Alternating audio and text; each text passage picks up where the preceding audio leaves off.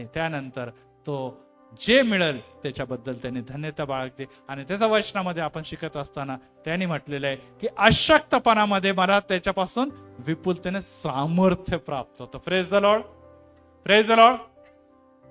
आणि यासाठी प्रियांनो आज आपण त्याच्या वचनाकडे जात असताना काही मुद्द्यांकडे लक्ष लावणार आहोत.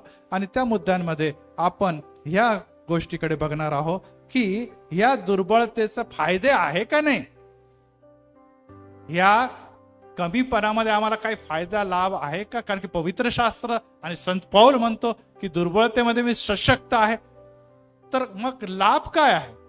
मागच्या वेळेस पण घेतलेलं मी थोडक्यामध्येच घेईल कारण की पुढच्या मुद्द्याकडे आपल्याला जायचं. पहिली गोष्ट आहे की जेव्हा आमच्यावर अशी समस्या येते, जेव्हा आपल्याला दुबळेपणा वाटतो, जेव्हा आम्हाला अशक्तपणा वाटतो, जेव्हा मला असं वाटतं की आता मला काही नाही, आता मला कोणी नाही, असं वाटतं की मी आता तुटलेलो आहे, आता माझं हृदय हे पूर्णपणे खचलेलं आहे, अशा दुर्बळतेचा समय. दुर्बळतेचा म्हणजे नुसतं शारीरिक आजारपण आणि विकनेसच्या बद्दल म्हणत नाही, त्याच्यापेक्षा पण महत्वाचं किंवा घातक आहे मानसिक. डॉक्टर देखील म्हणतोय गोळ्या घ्या पण तुम्ही घाबरू नका, कारण की तुम्ही टेन्शन घेतलं तर गोळ्यांचा काही देखील फायदा होणार नाही. व्यक्तीला मानसिक बळ, आपण अनेकदा म्हणतो अरे बाबा ह्यांच्या काय आहे, हा मनाने खूप पक्का आहे, खंबीर आहे, त्यामुळे हा आजारपणापासून बाहेर येतो. अनेकांच्या जीवनामध्ये आपण असं बघतो. तर येशू ख्रिस्त नुसत्या शारीरिक आजारपणाबद्दल बोलत नाही, मानसिक आजाराबद्दल पण बोलत नाही, तर आत्मिक दुबळेपणाबद्दल देखील बोलतो. Praise the Lord.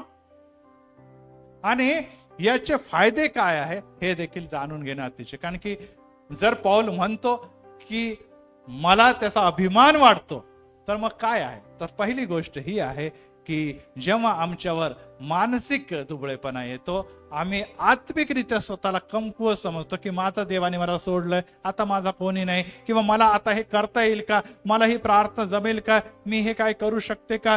तर अशा समयमध्ये, विपरीत समयमध्ये आम्हाला एक गोष्टचा फायदा होतो आणि तो पहिला मुद्दा आहे आणि तो आहे की आम्ही देवावर अवलंबून राहायला शिकतो. Praise the Lord. कारण की आपण सगळं काही करून बघितलेलं असतं, आपण सगळं काही करून बघितलेलं असतं, परंतु कुठेच आपल्याला फायदा मिळत नाही. मग आपण देवाकडे येतो, अनेक जण शेवटी देवाकडे येतो आणि देव म्हणतो घाबरू नको, भिऊ नको, मी तुझ्या बरोबर आहे. आणि त्यामुळे आपल्याला असं दिसून येत आहे की त्यामध्ये एक गोष्ट घडून येते आणि ती म्हणजे ही आहे की देवापासून आम्हाला अधिक बळ मिळेल म्हणून आम्ही त्याच्यावर डिपेंड राहतो. आज जगामध्ये विशेष करून गरीब देशांमध्ये, अडचणीमध्ये जे लोक आहेत त्यांच्याबद्दल आपल्याला माहिती आहे की त्यांना आता पैसा, धन, पैसा काहीच नाही त्यांच्याकडे, शिक्षण पण नाही, त्यांच्याकडे एकच आहे, देव आहे. त्यांच्याकडे देव आहे आणि ते देवावर अवलंबून राहतं. आणि त्यासाठी देवावर ह्या संकट समस्या जास्त येतात, तर त्याचा फायदा होतो की ते देवावर अधिक अवलंबून राहतात. आणि यामुळे प्रियांनो हे काही नुकसान नाही आमच्यासाठी, तर हे आम्हाला जास्त अवलंबून राहायला शिकवते. दुसरे करिंत याचा आपण शास्त्रभाग उघडू, दुसरे करिंत याचा 12वा अध्याय आणि यामध्ये 9 आणि 10 वचनामध्ये लिहिलेलं आहे की त्याने मला म्हटलं माझी कृपा तुझ्यावर पुरेशी आहे, कारण की अशक्तपणा शक्ती पूर्णतेस येते. म्हणून ख्रिस्ताच्या सामर्थ्याच्या छायेत माझ्यावर राहावी, म्हणून मी माझ्या अशक्तपणाची प्रौढी आनंदाने मिरवेन. आणि शेवटी 10व्या वचनाच्या शेवटी म्हणतो की जेव्हा मी अशक्त आहे तेव्हा मी सशक्त आहे. हे अनेक लोकांना कळत नाही. अशक्त आहे तेव्हा सशक्त. जेव्हा आपण अशक्त असतो मग आपल्याला एकच आधार आहे, देवाचा. Praise the Lord. आणि देव अशक्त आहे का. जेव्हा आम्ही ताकदवर आहे, आमच्याकडे सगळं काय धन आहे, पैसा आहे, नोकरी आहे, सुख आहे, समाधान आहे, फ्लॅट आहे, गाड्या आहे, आपण फिरतो एन्जॉय करतो, त्या समय आपण देवाची आठवण करत नाही, तर देव आपल्या बरोबर राहील का. नाही. परंतु संकट समस्या आल्या आणि आपण देवाकडे प्रार्थना करत असतो, देवाकडे मागत असतो, देव आपल्या बरोबर राहतो. आणि संत पौल प्रमाणे म्हणतो की आता जरी मी अशक्त असलो, परंतु माझ्या बरोबर जो आहे त्याचं नाव प्रभू येशू आहे. Praise the Lord. आणि तो अशक्त नाही. तो एक अशक्त होता जेव्हा तो वधस्तंभावर टांगला गेला, परंतु त्यानंतर तो पुनरुत्थित झाल्यानंतर तो राजांचा राजा आणि प्रभूंचा प्रभू आहे. आणि तोच जर माझ्या बरोबर आहे तर मी कसं अशक्त राहू? मी अशक्त राहू शकत नाही.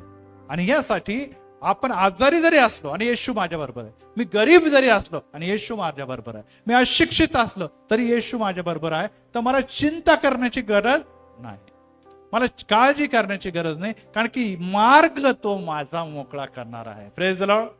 आणि हा मार्ग माझा मार्ग नाहीये, लक्षात ठेवा. हा कोणाचा मार्ग आहे? येशूचा मार्ग आहे. आणि त्यामुळे जेव्हा आपण अशक्त असतो आणि आपण येशू बरोबर चालतो, दुबळे असतो तेव्हा येशू बरोबर चालतो, तेव्हा आपण त्याच्यावर अवलंबून राहतो. आणि जे देवावर अवलंबून राहतात, जे देवावर भिष्ट ठेवतात, देव त्यांना कधी देखील पळू देत नाही. दुसरा मुद्दा मागच्या वेळेस पण घेतला की ह्यामध्ये अहंकार जो आहे त्याच्यावर प्रतिबिंब लावतो. अहंकार की मी असा आहे, मी तसा आहे, मी तसा. परंतु अनेकदा जेव्हा समस्या येतात, प्रॉब्लेम येतात, तर चांगल्या चांगल्या लोकांचा अहंकार तुटतो. फॉर एक्झाम्पल आपण बघत आहे की आता सध्या युद्ध चालू आहे. कोणत्या कोणत्या राष्ट्रांमध्ये युद्ध किंवा अशी परिस्थिती निर्माण झाली सांगा बरं? इराण आणि अमेरिका, इराण आणि इस्रायल. आणि इस्रायल आणि अमेरिकेला फार अभिमान होता की आमच्याकडे मोठे मोठे आधुनिक शस्त्र आहेत. आणि त्याचप्रमाणे इस्रायलला देखील फार अभिमान होता की आमच्याकडे संरक्षणाचं कवच, ज्याला आयर्न डोम त्यांनी म्हटलेलं, की त्याला भेदून कोणतेही मिसाईल किंवा ड्रोन आमच्याकडे येऊ शकत नाही. परंतु आपण मागील 2 महिन्यामध्ये बघितलं की इराणच्याकडे फार भारी शस्त्र जरी नसले, परंतु या दोघांना त्याने नाकेनऊ करून टाकले. आता परत आक्रमण करायच्यासाठी ते फार विचार करतात. काय घडलेलं आहे की ज्या गोष्टीवर त्यांचा अभिमान होता, त्यांना वाटलं की अरे आठवड्या 2 आठवड्यात संपून जाईल, पण त्यांना दिसत आता महिने युद्ध झालं तरी आम्हाला जिंकण्याची शक्यता बिलकुल नाही. म्हणजे काय झालं, त्यांचा गर्व आणि अभिमान जो स्वतःच्या बद्दल होता तो नष्ट झालेला आहे. तो नष्ट झालेला आहे. जगातला अभिमान, पैशाचा अभिमान, बुद्धीचा अभिमान, सर्व प्रकारच्या आरोग्याचा, सौंदर्याचा अभिमान देवाच्या समोर गळून पडतो. आणि मग आपण म्हणतो मी दुबळ आहे, माझ्याकडे काही नाही. आणि त्या समयी आपल्याला आपला अभिमान गळून पडतो. दुर्बळतेमध्ये, आजारपणामध्ये आपला अभिमान गळून पडतो. आणि ही बाब देखील आपल्याला लक्षात ठेवायला पाहिजे. आणि त्याचप्रमाणे तिसरी गोष्ट आहे की अशा समयामध्ये जेव्हा आपण दुर्बळतेमध्ये आहो, आपण आजारी आहो, आम्हाला समस्यामध्ये आहो, तेव्हा आमची देवाबरोबर सहभागिता जास्त वाढते. आपण बायबल हातामध्ये घ्यायला लागतो. आपण बायबल जर पहिले घेते तर आणखीन जास्त वाचायला लागतो. आपण छोटी प्रार्थना करणारे आता मोठ्या प्रार्थना करायला लागतो. आपण कधी कधी चर्चला जाणारे लोक आता कायम चर्चला जायला लागतो. आपल्या बोलण्यामध्ये आता देवाचं नाव अधिक यायला लागतं. आपल्या मनामध्ये आता आपल्याला सारखं वाटतं की देवाने आणि निश्चित देवाचंच नाव आपल्याकडे यायला लागतं. कारण की आपल्याला ही बाब कळून चुकलेली असते की या दुर्बळतेमध्ये मी सर्व प्रयत्न केले, परंतु मला कुठे देखील सहाय्य मिळाले नाही. आणि त्यामुळे ही बाब आपण लक्षात ठेवतो की आपली सहभागिता घट्ट होते देवाबरोबर. आपले जे काही रिलेशन्स आहेत ते देवाबरोबर आणखीन मजबूत होतात. आणि यामुळे प्रियांनो लाभ काय होतो की त्याला बसलेल्या फटक्याच्यामुळे तुम्हाला आणि मला आरोग्य प्राप्त. त्याला बसलेल्या फटक्याच्या द्वारे तुम्हाला आणि मला आरोग्य प्राप्त होतं. आणि फटके म्हणजे काय हो? आता कधी कधी आपण नेहमी सहजासहजी बोलून जातो की त्याच्या बसलेल्या फटके नाही हा मार्ग. आता तर विषय मोठा आहे, परंतु थोडक्यामध्येच मी सांगू इच्छितो. त्याच्या फटके बसल्यामुळे कशाचे फटके मिळत होते त्याला? चापकांचे फटके. चापकाच्या फटक्यामुळे काय होत होतं? त्याच्या शरीरातलं मांस काय होत होतं? सगळं उधळलं जात होतं शरीर. त्याच्यामधून काय निघणार आहे आता? रक्त. ते रक्त घळाघळा सगळ्या शरीरातून वाहत होतं. आणि त्या वेदनाच्या अनुभवातून तो काय होत होता? जात होता. त्या वेदनाच्या अनुभवातून जात होता. आता समस्या आल्या, प्रॉब्लेम आले तर आपल्या शरीरात रक्त वाहत आहे असं बिलकुल नाही होत. आपल्या शरीरात रक्त वाहत आहे असं होत नाही, परंतु आपलं मन रडतं. अनेकदा आपण म्हणतो आम्ही रक्ताचे अश्रू रडतो, इतकं दुःख झालेलं आहे. परंतु प्रियांनो, ज्या प्रकारे येशूच्या त्या वेदना, त्या दुःखामधून येशू ख्रिस्ताने म्हटलं की निश्चितच हे रक्त तुम्हाला सर्व व्याधी आणि विकारापासून काय करणार आहे? मुक्त. आणि ते रक्त लोकांना तेव्हा दिसत होतं आणि आज देखील आपण अनुभव घेतो की खरोखर माझ्यासाठी येशू ख्रिस्ताने वधस्तंभावर रक्त सांडलेलं आहे. हो प्रियांनो, जेव्हा आपण दुःखातून वेदनेतून जातो, जेव्हा आमची सहभागिता येशू बरोबर जास्त असते, मजबूती होते, तर आमच्या दुःखाने वेदनाकडे आपण बघतो. येशूने स्वतःच्या वेदनाकडे बघितलं का?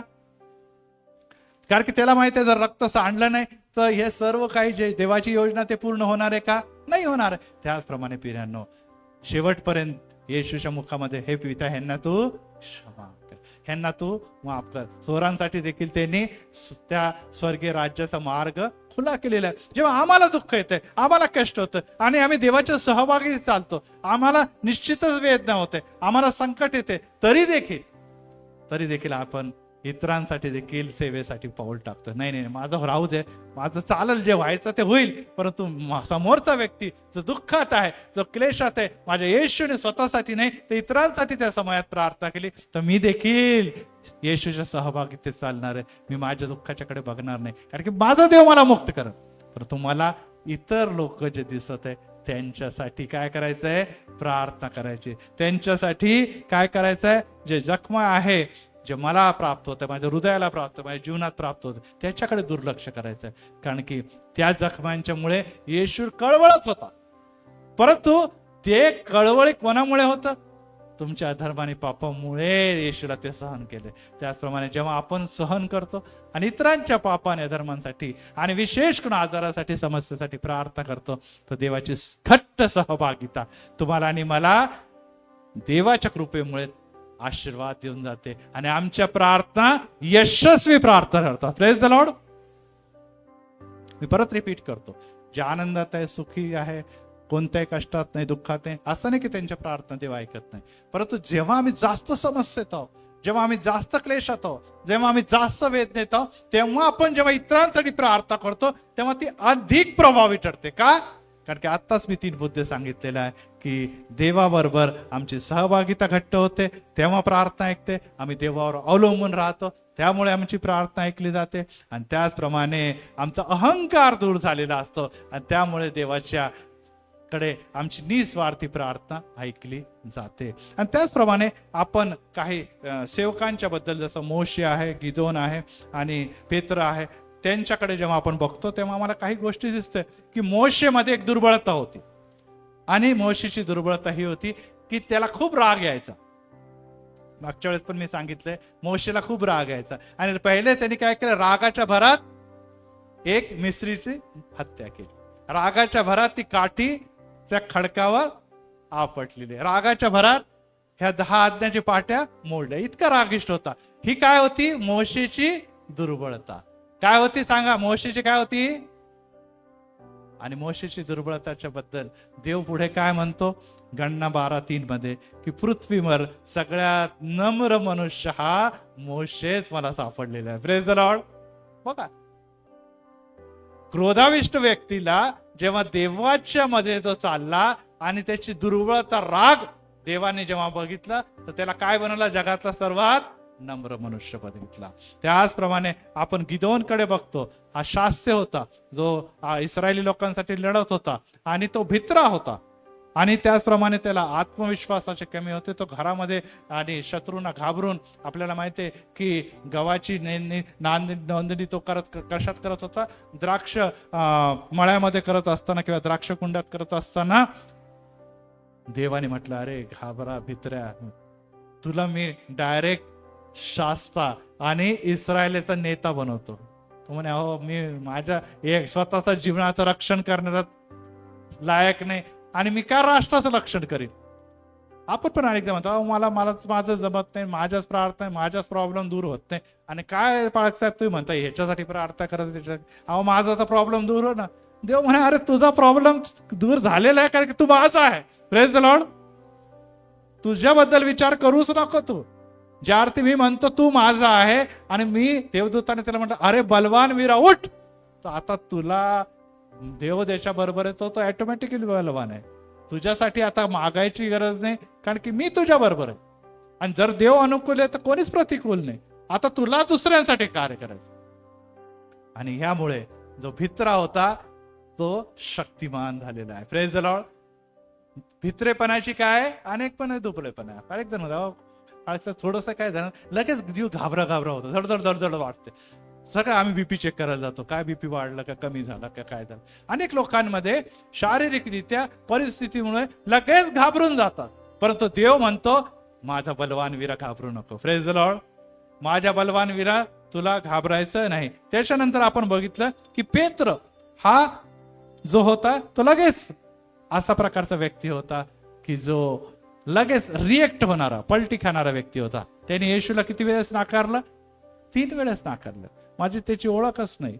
परंतु आपल्याला माहिती आहे की पुढे जाऊन येशू म्हणतो की या खडकावर काय करणार आहे?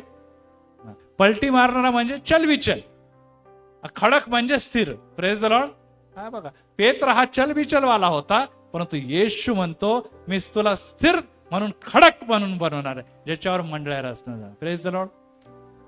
हो प्रियांनो, चल बिचल तर आज आमच्यामध्ये अनेकांमध्ये असतं की कोणती परिस्थिती लगेच घाबरतात, लगेच भयभीत होतात, लगेच डिस्टर्ब होतात.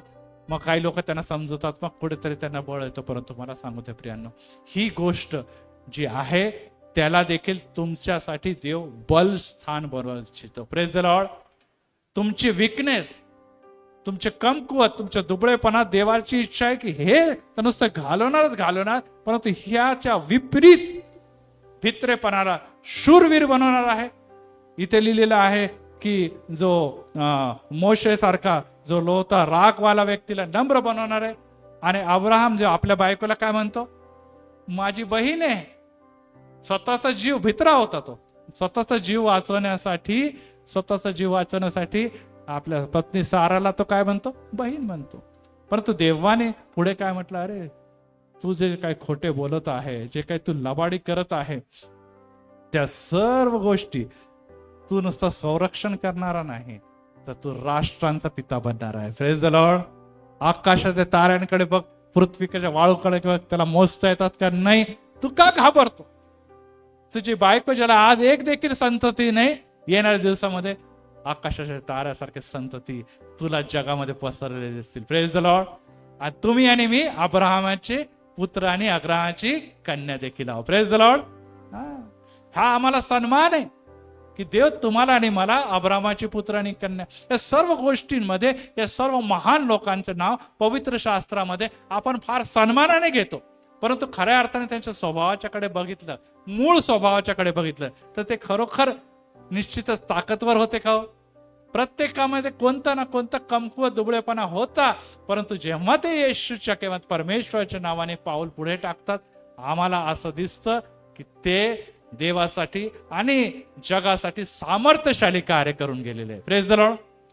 प्रियांनो, तुमच्यामध्ये पण, आमच्यामध्ये कदाचित भित्रेपणा असेल, कदाचित आमच्यामध्ये राग असेल, कदाचित आम्ही खोटं बोलणारे असो, याकोबासारखे खोटे बोलणार, किंवा आपण बघितलं तर जसं अब्राहमासारखे खोटे बोलणार असो. परंतु देव म्हणतो ठीक आहे, एक मनुष्य म्हणून ह्या चुका, या प्रकारच्या सर्व प्रकारच्या प्रॉब्लेम असू शकतात. परंतु जेव्हा तू माझ्या बरोबर चालतो, त्या सर्व गोष्टी तुला विसरून एक नवीन ताकद, एक नवीन बळ मी तुम्हाला देतो. Praise the Lord. आणि त्यामुळे जे मी सुरुवातीला टायटल सांगितलं की अशक्तपणामध्ये आम्हाला देव समाधानी करतो. त्यामुळे आपल्या अशक्तपणाबद्दल रडू नका. आपल्या अशक्तपणामुळे निश्चितच स्वतःला टोचू नका. अशक्तपणामुळे निश्चितच खाली पडू नका. देवाकडे ती अशक्तपणा द्या. कारण की पावलाप्रमाणे देव म्हणतो, जेव्हा मी अशक्त आहे तेव्हा मी ख्रिस्तामध्ये सशक्त आहे. दुसरी गोष्ट आहे की ह्या या दुबळेपणा लपवू नका. कारण की अनेकदा आपल्याला लपवाछिपवी करण्याची फार सवय असते. ही लपवा ती लपवा. कारण की आपल्याला असं वाटतं की आपली विकनेस, आपला प्रॉब्लेम लोकांना कळता कामा नये. आणि त्या लपवा छुपीमध्ये सर्व आयुष्य निघून जातं. लोकांना तर कळतच, शेवटी लोकांचे नेत्र सगळीकडे लागलेले असतात, त्यांना माहित असतं. परंतु आपण अनेकदा लपवाछुपी करतो आणि त्याच्यामुळे विशेष करून देवाबरोबरही लपवाछुपीचा खेळ खेळतो. त्यामुळे आपण नेहमी अशक्तपणामध्ये सशक्त बनू शकत नाही. आता जेव्हा आपण पौलाच्याच कडे बघू, पौल सगळ्यात पहिले म्हणतो की त्याच्या अशक्तपणामध्ये मला चांगलं करावायचं वाटतं, ते मी करत नाही, आणि जे चांगलं करायचं नाही वाटत तेच नेमकं मी करतो. आणि पुढे तो त्याचं कारण पण देतो, ते मी करत नाही तर माझ्या ठाई असलेल्या पाप करतो. आता आपल्याला माहिती आहे पवित्र शास्त्रामध्ये 13 पुस्तकं जवळपास लिहिणारा हा संत पौल, आणि ज्यांनी पेत्राला देखील तोंडावर बोल लावले, आणि निश्चितच धैर्याने म्हणतो की जर देवाची आराधना सेवा करायची तर त्यांनी माझ्याकडे बघावं. एक आदर्श स्वरूपाचा असा सेवक, तो म्हणतो की मी पापी आहे, माझ्यासारखा अशक्त, माझ्यासारखा दुर्गुणी पापी कोणी देखील जगामध्ये नाही. हे त्यांनी कोणाकडे लिहिलं? पवित्र शास्त्रामध्ये लिहिलेलं आहे. त्यांनी लपवून ठेवलं का? नाही. लपवलं असतं तर काय झालं असतं सांगा बरं? समजा नाही लिहिलं असतं, समजा त्याने नाही सांगितलं असतं, नाही लिहिलेलं असतं की मी पापी आहे किंवा मी अशुद्ध आहे, जसं दाविदाने पण म्हटलेलं आहे ना, की सगळ्या महालामध्ये त्याने सगळ्यांच्या समोर सांगितलं की मी ती चूक केलेली, माझ्या धर्म पापाची क्षमा कर. त्याचा लाभ काही त्याला झाला नसता, परंतु तुमचे आणि माझ्यासारखे जे अशक्त आहे, जे पापाशी झगडत आहे, त्यांना पण एक आशा निर्माण होते. Praise the Lord. एवढा मोठा सेवक, एवढे मोठे राज्य जर पाप आणि अशुद्ध करू शकतात आणि देव त्यांचा उपयोग करू शकतो, तर माझा का नाही करणार? Praise the Lord. दाविदाने पण पापांची क्षमा मागितली, पौलाने देखील पापांची क्षमा मागितली, आणि देवाने म्हटलं की निश्चितच तू माझा योग्य आसन निवडलेला पात्र आहे. Praise the Lord. यस प्रियांनो. सैतान म्हणतो नाही नाही नाही तू पापी आहे तर पापच मरणार. आपण पण म्हणतो नाही नाही कशाला लोकांना सांगायचं मी अयोग्य अशुद्ध आहे. परंतु प्रियांनो, देवासमोर कबूल करा, मी आपली अनिती लपून ठेवलेले, मी अपराध जेव्हा झाकून ठेवलेले, मी म्हटलं की मी तुझ्या दृष्टीने जे अयोग्य ते केलं आहे, तेव्हा त्यांनी माझ्या पापदोषांची क्षमा केली, असं स्तोत्र करता म्हणतो 139 मध्ये. आणि यासाठी प्रियांनो ही बाब लक्षात ठेवा की सगळ्यात पहिले अपयश झाकून ठेवू नका, देवाच्या समोर पण नाही, लोकांच्या समोर पण नाही. आणि दुसरी गोष्ट आहे की आपल्या ज्या भावना आहे की मी खरोखर या दिवसामध्ये टेन्शन मध्ये होतो, या दिवसामध्ये समस्येमध्ये होते, मला काही मार्ग दिसत नव्हता, माझ्यामध्ये अडचणी आल्या होत्या, आता मला वाटलं की आता माझ्या जीवनामध्ये काहीच होणार नाही, असे अनेक जण पुढे येऊन साक्ष देतात. Praise the Lord. आणि मग साक्ष दिल्यामुळे लोक म्हणतात अरे वरून तर दिसायला सगळं काही चांगलं दिसतं, पण हे असं असेल का यांच्या जीवनामध्ये? म्हणजे एक इमेज जी कुठे कुठे डाऊन होऊन जाते त्यांची. परंतु प्रियांनो, देवापासून आणि विशेष करून या साक्षीच्या द्वारे लोकांपासून जेव्हा ते कोणती गोष्ट लपून ठेवत नाही, तेव्हा देव तर प्रसन्न होतच, त्यांची क्षमा करून त्यांना तो सामर्थ्य पुरवतो. परंतु इतर लोक जे दुबळे किंवा त्याच पापांमध्ये किंवा त्याच समस्येमध्ये आहे, ते काय करतात? निश्चितच त्यांना संधी मिळते. आपल्यालाही म्हणतो अरे माझे हातपाय फार दुखायचे, वेगळे डॉक्टरच्याकडे गेलो, मग ते ना एक रास्तापेठमध्ये मला डॉक्टर भेटले, और ते खूप चांगले डॉक्टर आहे, मी सगळीकडे फिरले पण काहीच फायदा नाही. त्यांनी मला 2 आठवडे एक्सरसाइज सांगितली, ह्या गोळ्या दिल्या, एकदम बरं झालं मी. त्याचा फायदा काय होणार आहे? ज्यांचे हातपाय दुखतात ते देखील म्हणतील नाही नाही जायला पाहिजे त्या डॉक्टरकडे. Praise the Lord. यस. जर त्यांनी लपवून ठेवलं तर त्याला तर फायदा झालेला, पण इतरांना त्याचा लाभ मिळणार नाही. हो प्रियांनो, एकच गोष्ट लक्षात, आमचे अशक्तपणा, आमचे दुबळेपणा, आपण देवापासून तर लपवू शकत नाही, की देवापासून काहीच गोष्ट गुप्त नाही. आणि लोकांपासून पासून पण आपण जेव्हा लपून ठेवत नाही, तेव्हा आपल्याप्रमाणे आपल्यासारखे या जगामध्ये अनेक कष्टी, दुःखी, त्रासलेले अशक्त लोक आहेत, त्यांना देखील एक आशा निर्माण होते. Praise the Lord. की जर ह्याला या डॉक्टरनी देवाने जर ह्याला निवडलं तर मला पण तो देव बरं करणार आहे, ते माझं कल्याण करणार आहे, माझ्या सर्व व्याधीतून सुटका करणार आहे. आणि हे एक काय सेवा आहे. Praise the Lord.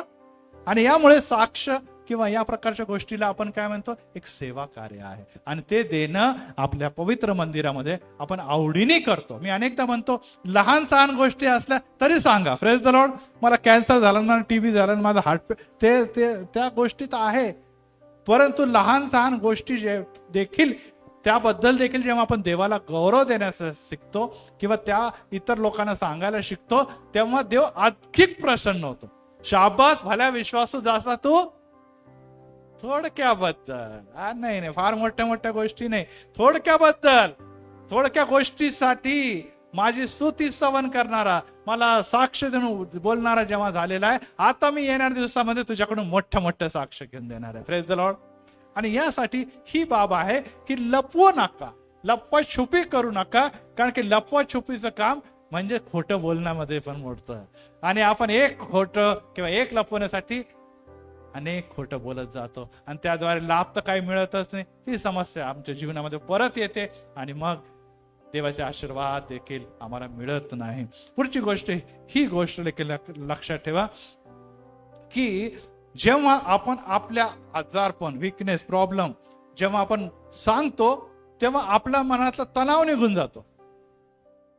अनेक जण स्त्रिया असतात, त्यांच्या समस्या असतात, ते काही प्रॉब्लेम असतात आणि अनेकदा त्यांना वाटतं की आता कोणाला सांगावं काय नाही. कधी कधी आपली अचानक मैत्रीण भेटते किंवा आपला कोणीतरी ओळखीचा भेटतो आणि मग आपण रडू लागतो आणि आपल्या सगळे जे प्रॉब्लेम आहे त्यांना सांगतो आणि मग सगळं झाल्यानंतर अरे मला फार बरं वाटतं, आज माझं हृदय हलकं हलकं झाल्यासारखं वाटतं. बरोबर आहे ना?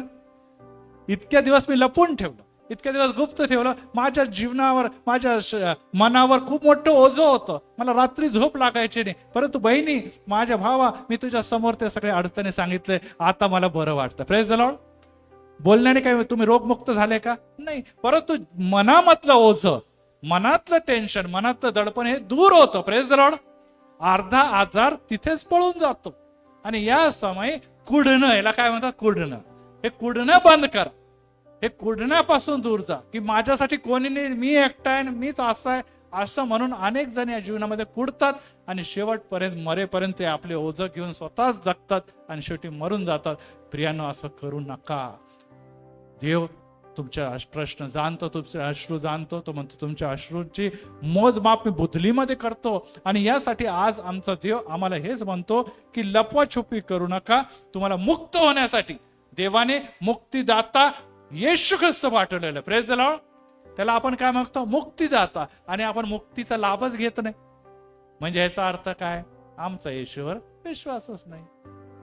आमचा येशूवर विश्वासच नाही. आपण समजा आपला काही प्रॉब्लेम असेल, नवरा बायकोचा प्रॉब्लेम आहे, तर आपण आपल्या मुलांना सांगणार का? लहान मुलांना नाही सांगणार का? ते लहान आहे, त्यांना काय सांगायचं, त्यांच्याकडून काय मिळणार आम्हाला, असं असतं. आपल्या आई वडिलांना सांगणार का? नाही, कशाला आता म्हातारपणाला त्यांना दुःख द्यायचं, असं म्हणून आपण त्यांच्यापासून टाळतो. पण मित्रांना सांगतो किंवा समवयस्क असतील त्यांना आपण सांगतो, कारण की लहान व्यक्तीवर पण आपला विश्वास नाही, मोठ्यांची आपल्याला काळजी आहे. देवाच्या संदर्भात काय काय आपला देवावर विश्वास नाहीये का?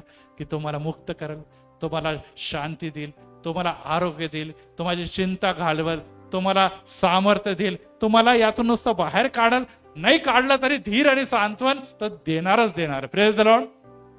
कदाचित तो पावलाप्रमाणे आपल्याला सांगू शकतो की हे तुझ्यावर माझी कृपा पुरेशी आहे. हा आजार शेवटपर्यंत तुझ्या जीवनामध्ये राहणार, परंतु त्या आजाराचा करू नको, तर तुझा उपयोग मला करायचा, याकडे तू लक्ष दे. Praise the Lord. आणि यासाठी ही बाब देखील फार महत्वाची आहे. आणि दुसरी बाब आहे की जेव्हा आपण कबुली देतो, तर म्हणजे आपल्यामध्ये नम्रतेने आपले कमीपणा जाणून घेणं अतिशय महत्वाचं, की ह्या गोष्टीमध्ये मी उणीवा आहे. फॉर एक्झाम्पल, की आपण कोणाच्या घरी गेलो आणि आपल्याला माहित आहे की आपल्याला बीपी आहे आणि आपल्याला जेवायला वाढलं, तर आपण काय म्हणणार आहे? हो, जरा मीठ जास्त आहे हो, की म्हणणार आहे की त्या किंवा तेच लोक म्हणतील अरे मीठ जरा सिस्टर जरा मीठ कमी करा. कोणाच्याकडे गेला आपल्याला शुगर आहे, तर आपण काय म्हणणार? साखर कमी करा. की पित राहणार तसं नाही. आपल्याला माहित आहे की जर मी मीठ खाल्लं जास्त तर माझं काय होणार आहे? बीपी वाढू शकतो. मी शुगर काढलंय तर उद्या माझे रिपोर्ट खराब येतील. त्यामुळे आपण आपली विकनेस जाणतो. आता आपण जेवण वाढल्यानंतर त्याच्यातून मीठ बाहेर काढू शकतो का? गपचूप मीठ बाहेर काढतोय. आपल्याला चहा दिला तर त्याच्यातून गपचूप साखर बाहेर काढू शकतो का? नाही काढू शकत. आपल्याला बोलावंच लागणार की मला असा असा प्रॉब्लेम आहे, त्यामुळे मला साखर आणि मीठ मला चालणार नाही. हे काय केलेलं आहे? माझा दुबळेपणा, माझा आजार मी स्वीकार केलेला आहे. आणि हेच फार महत्वाचं आहे की अनेकदा आपण त्या गोष्टी स्वीकार करत नाही आणि त्यामुळे तुम्हाला आणि मला त्याचा लाभ मिळत नाही. आज प्रियानो, हे फार महत्वाचं आहे की जेव्हा आपण प्रभूच्या चरणी येतो, आपण सगळ्याच गोष्टीमध्ये उणे आहोत, आपण सर्वच गोष्टीमध्ये कमी आहोत, परंतु प्रियांनो, देवाला सन्मान देत असताना, देवाला गौरव देत असताना आपण ज्या प्रकारे गीतामध्ये अजूनही उन्हा प्रभू, मी अजूनही उन्हा, मी प्रभू उन्हा आहे सगळ्या गोष्टीमध्ये, पण माझी ताकद तू आहे. Praise the Lord. माझ्या आजारामध्ये पण तुम्हाला आरोग्य देणार आहे, माझ्या समस्यामध्ये माझे अश्रू पुसणार आहे, माझ्या गरिबीमध्ये मला धन देणार आहे, माझ्या लेकरांचं कल्याण करणार आहे, माझ्या जीवनामध्ये सामर्थ्य देणार आहे, माझं जीवन तुझ्या सेवेसाठी उपयोग करणार आहे. मी कोणताही उपयोगाचा नाही तरी देखील माझा देव माझा उपयोग करून घेणार आहे. Praise the Lord. आणि जेव्हा अशा प्रकारे आपण जागतो तेव्हा तुम्ही आणि मी आशीर्वादित असं ठरतो. आणि यासाठी प्रियांनो, तुम्हाला आणि मला ही बाब फार महत्वाची आहे की आपण देवाकडे बघावं. कधी कधी आपण बघतो की अरे रे, हा तर खूप शिकलेला आहे, त्यामुळे खूप शिकलेला आहे, आता ह्याला खूप चांगली नोकरी मिळाली, आता माझं जर शिक्षण झालं नाही मग मला काही जॉब मिळणार नाही. आणि अनेकदा आपण टेन्शनमध्ये जातो, माझे मुलं शिकले नाही, आता काय होणार, त्यांना नोकरी धंदा मिळणार नाही. अशामुळे आपण स्वतःला त्रास देतो. बघा, जे घडलं त्याला बदलणं तरी आपल्या हातात नाही, कारण की तो नाही शिकला, आता त्याचं वय झालं तर तो शिकणार नाही. मी आता लग्न झालं, विवाह झाला, आता अनेक गोष्टी माझ्या जीवनात होणार नाही. परंतु ज्या परिस्थितीमध्ये मी आहे ती परिस्थिती मी प्रामाणिकपणे स्वीकारणं हे गरजेचं आहे. Praise the Lord. काय आहे परिस्थिती, आता जे घडलं ते बदलता येणं, देव बदलू शकतो असं नाही की देव बदलू शकत नाही, परंतु जे आता समस्या आहे, त्या ज्या काय प्रॉब्लेम आहे त्यामधून तुम्हाला जावं लागणार. परंतु मला माहित आहे की माझा येशू माझ्या बरोबर आहे, तर त्यामुळे या समस्येतून कदाचित आता मला कमी शिकल्यामुळे फार मोठा ऑफिसर बनणं हे शक्य नाही, परंतु ज्यामध्ये आहे त्यामध्ये मला समाधानी जीवन देव देऊ शकतो. Praise the Lord. आणि आपल्याला माहिती आहे ऑफिसर लोक समाधानी राहण्यापेक्षा जे विश्वासात चालतात ते अधिक समाधानी आहे. Praise the Lord.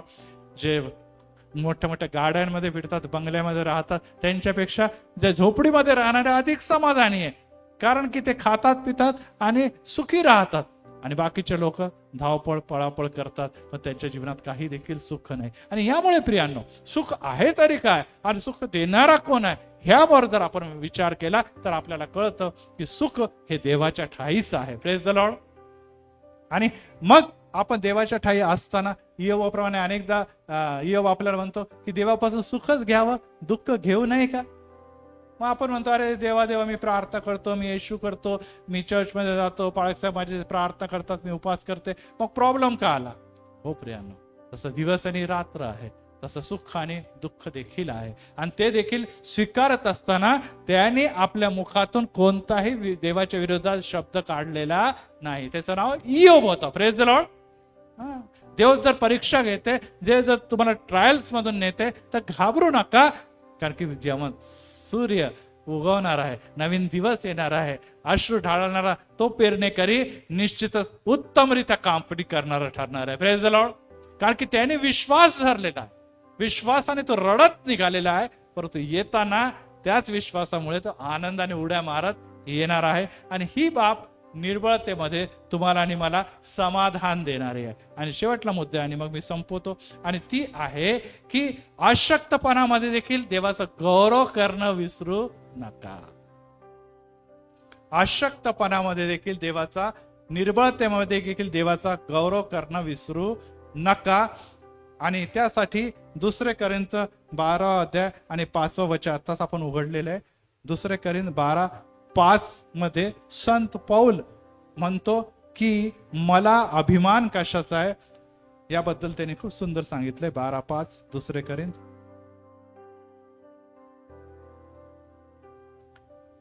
अशा मनुष्याविषयी मी प्रौढी मिरवणार, मी स्वतःविषयी नाही तर केवळ आपल्या दुर्बळतेची प्रौढी मिळवणार. प्रौढी म्हणजे अभिमान. मला पैशाचा अभिमान नाही, मला ज्ञानाचा अभिमान नाही, माझा कुल कोणतं घराणं केवढं आहे त्याचा अभिमान नाही, माझा सौंदर्याचा अभिमान नाही, माझ्या मुलाबाळांचा अभिमान नाही, मला अभिमान आहे माझ्या अशक्तपणाचा. Praise the Lord. बघा, हे खूप गूढ आहे, कठीण आहे, परंतु प्रियांनो, संत पौलाने आपल्या जीवनामध्ये ह्या गोष्टीला जाणून घेतलं.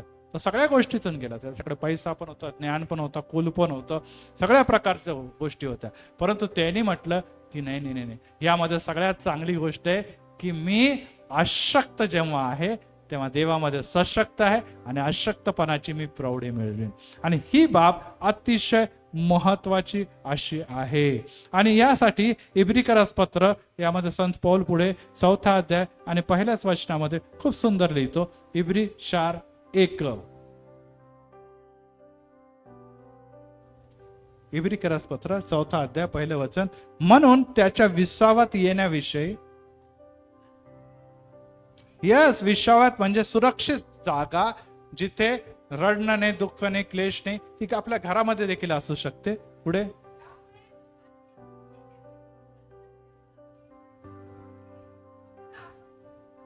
यस, आणि त्यासाठी ती सुरक्षित जागा जर तुम्हाला हवी आहे, तर तुम्हाला देवाचं भय बाळगणं, देवाच्या मागे चालणं आणि विशेष करून अशक्तपणामध्ये देखील त्याच्या बरोबर चालणं अतिशय गरजेचं आहे.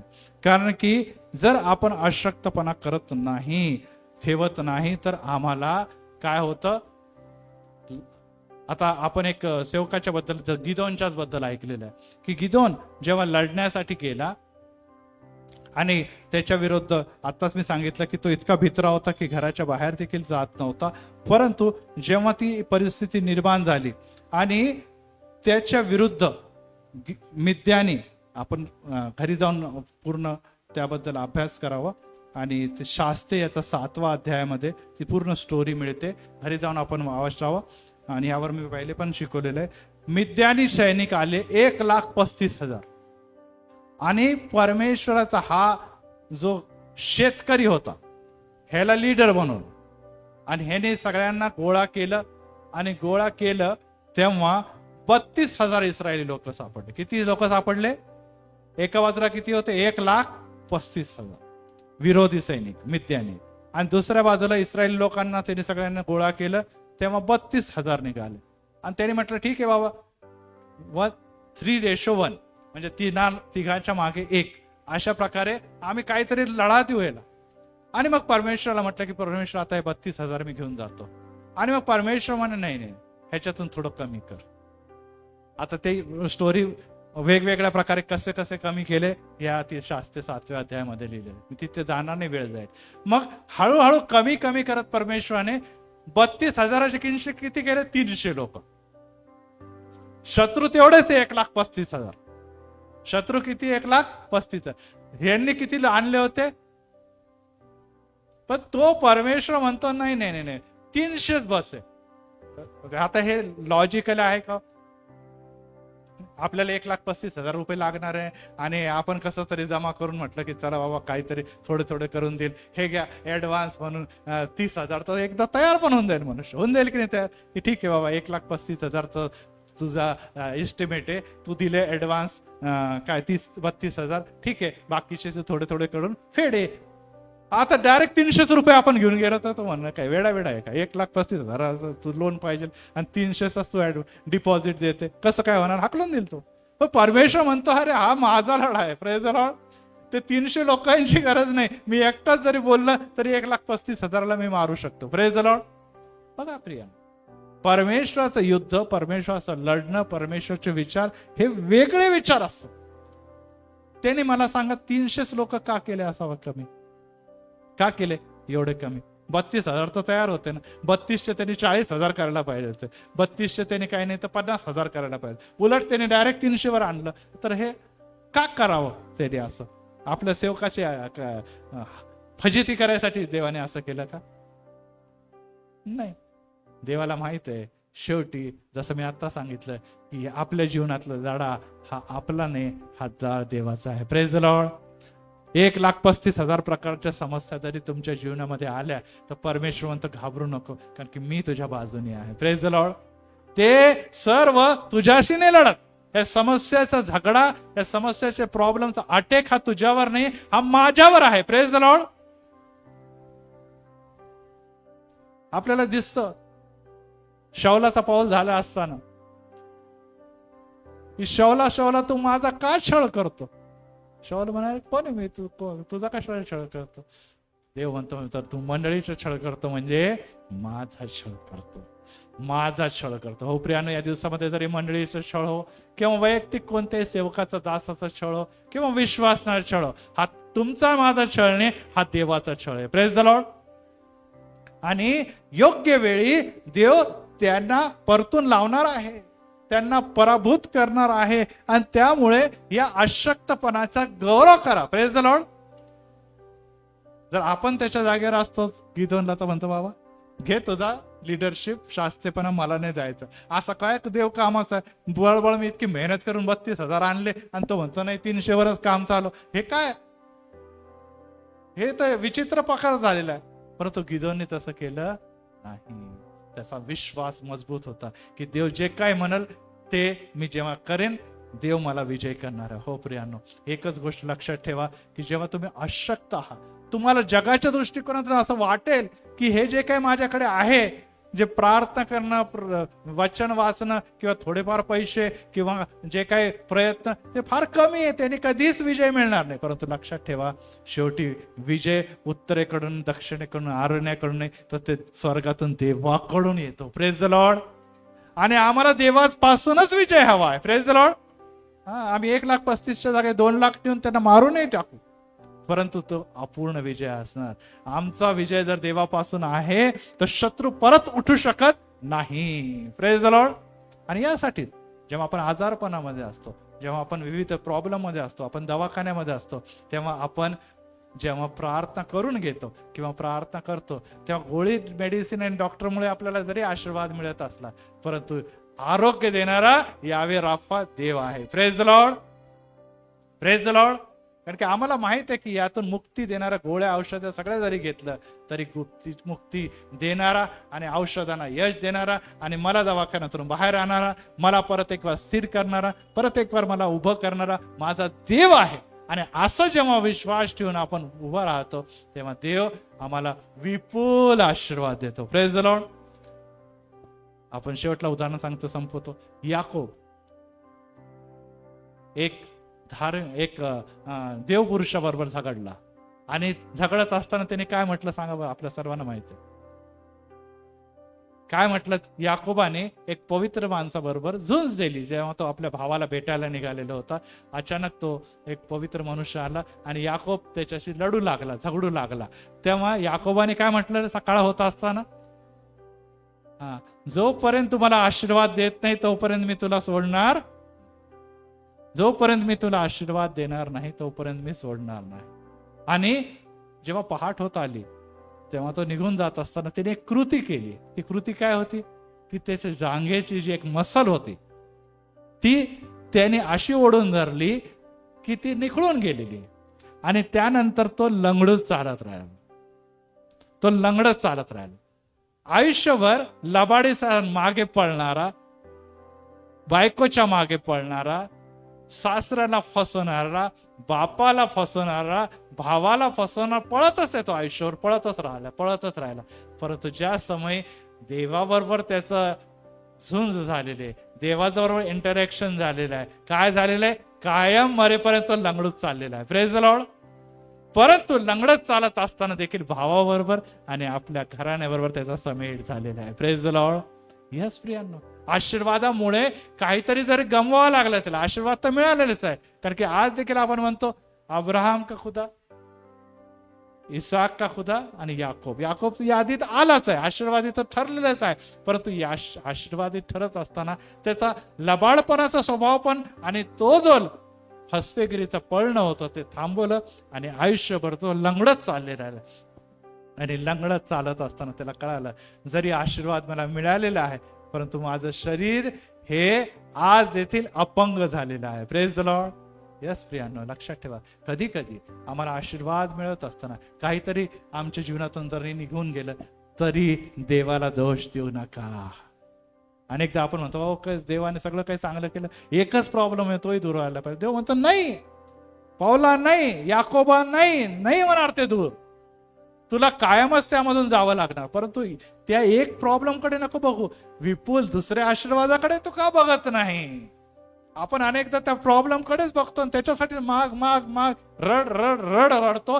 पण देव म्हणतो अरे पण ते बाकीच्या आशीर्वादाचं काय, दुर्बळपणामध्ये तुला एवढ्या काही गोष्टी दिल्या, तू समाधानी नाहीच आहे का, तू समाधानी का नाहीये. हो प्रियांनो, आम्ही ही फार मोठी चूक करतो की दुबळेपणातून देव आम्हाला अनेक गोष्टी तर देत राहतो, परंतु आपण एकच गोष्टीला धरून दुबळेपणा करत राहतो आणि त्यामुळे मिळालेल्या गोष्टीकडे दुर्लक्ष करतो आणि हे देवाला आवडत नाही. जे मिळालं त्याबद्दल धन्यवाद देवाला देणं अतिशय गरजेचं आहे. आणि त्यासाठी ही बाब अतिशय लक्षात ठेवा की आशीर्वाद जेव्हा देतो तेव्हा देव आम्हाला विपुलतेने सामर्थ्याने भरतो. शेवटलं वचन वाचतो आणि मग मी संपवतो. आणि दुसऱ्या करिंथमध्येच आपण असताना 12:9 मध्ये संत पाऊल काय म्हणतो, परत एकदा वाचूया. 12:9 एकत्रित सगळेजण काढा, सर्वजण काढा. दुसरे करिंथ 12वा अध्याय 9वं वचन आणि मग मी संपवतो. काढलं सगळ्यांनी? परंतु त्याने मला म्हटले आहे, माझी कृपा पुरे आहे, कारण अशक्तपणातच शक्ती पूर्णतेस येते. म्हणून ख्रिस्ताच्या सामर्थ्याची छाया माझ्यावर राहावी, म्हणून मी विशेष करून आपल्या अशक्तपणाची प्रौढी फार आनंदाने मिरवीन. रडत रडत नाही. अशक्तपणाबद्दल रडते बाई, किती रडले देवा, ऐकतच नाही, रडले देवा, असं नाही पाहिजे. इथे काय लिहिलेलं आहे त्याने, माझ्या अशक्तपणाची प्रौढी मी फार आनंदाने. यस, मी आजारी आहे, माझा पाय बरा होत नाही, माझं डोकं बरं होत नाही, माझा घरातला काही प्रॉब्लेम होत आहे प्रभू, तरी मला आनंद आहे. का आनंद आहे? कारण की माझा येशू माझ्या बरोबर आहे. Praise the Lord. कारण की माझा येशू मला सोडलं नाही, माझ्या येशूने मला त्यागलं नाही. माझ्या येशूसाठी हा प्रॉब्लेम दूर करणं फार कठीण नाहीये. परंतु जर येशू तुझी इच्छाच नसेल तर मग नो प्रॉब्लेम. बाकीच्या गोष्टी तर आहे ना, मी त्याबद्दल आनंद करेल. Praise the Lord. हा, ठीक आहे ना, एक गोष्ट नाहीये त्यामुळे मी दुःखी होणार नाही. पण ज्या गोष्टी आहेत त्याबद्दल जेव्हा मी आनंद करेल तेव्हा माझा अशक्तपणा हा सशक्तपणा बनेल. Praise the Lord. प्रार्थना करू. प्रभू राय, आम्ही तुला धन्यवाद देतो, कारण की आज परत एक वार तुझ्या अशक्तपणामध्ये जे सशक्तपणा आहे त्याकडे आम्ही दृष्टी लावलेली. खरोखर पित्या, आम्ही असमाधानी असतो, आम्ही रडतो, आम्ही कणतो. आमच्याकडे ही गोष्ट नाही, आमच्याकडे नोकरी नाही, आमच्याकडे पैसा नाही, आमच्याकडे ज्ञान नाही, आमच्याकडे आजार आहे, आमच्या मुलाबाळांचं भलं होत नाही, आमच्याकडे घायला घर नाही, आमच्या कर्जाचं डोंगर, आमची महागाई आणि अशा प्रकारचे असंख्य समस्या घेऊन तुझ्या जवळ येतो. परंतु पित्या, अनेक आम्ही या गोष्टीला विसरून जातो की यामधून मुक्ती देणारा येशू म्हणतो, अहो कष्टी व भाराक्रांत जण माझकडे या, मी तुम्हाला मोकळीकता, शांती आणि मुक्ती देण्यासाठीच या जगामध्ये आलं. आज देखील त्या वधस्तंभावरून आशीर्वाद, करुणा, कृपा आणि शांती वाहत आहे. त्याचा लाभ घेण्यासाठी तुम्ही तयार असा. परंतु काही गोष्टी माझ्या जीवनामध्ये जर टिकून राहतात आणि ते अशक्तपणा म्हणून जर ओळखले जातात तर मी त्या अशक्तपणाची प्रौढी फार आनंदाने मिरविल, असं संत पौल म्हणतो.